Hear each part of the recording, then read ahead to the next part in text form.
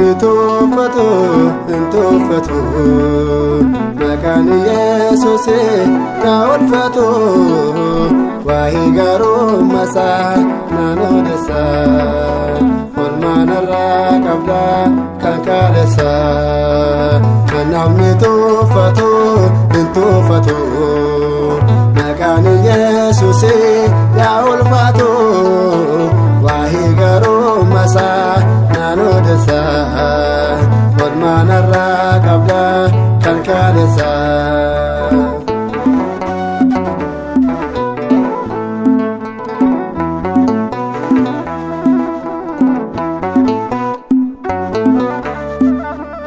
Oliya dumnasa kan abdate namummaa koolaalee na tuuffate maqaa waaqayyootiin nan kuufise Kiristoos humnasa na caalchise kan namni tuuffatu hin tuuffatu maqaan Yesuusii yaa ulfaatu waa'ee gaarummaa isaa nan odeessa oolmaan irraa qabda kan kaleessa.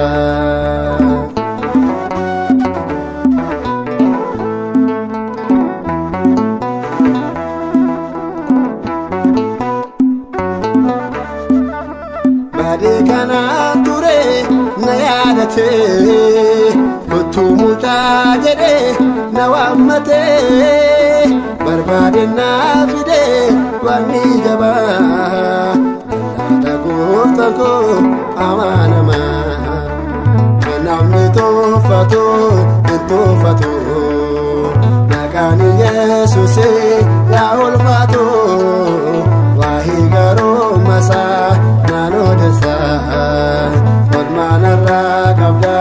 kan kaleessa.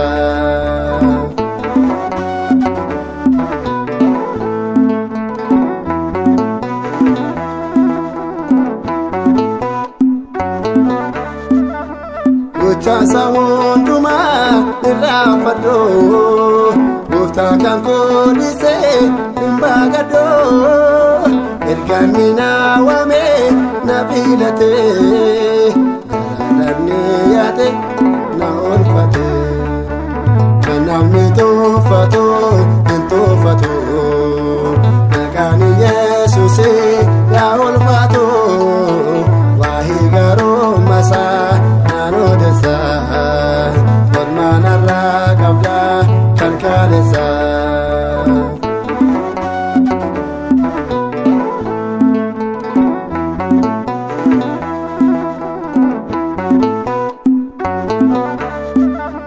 Waaqa amanachuu kan jibbaman ijoollee saadanii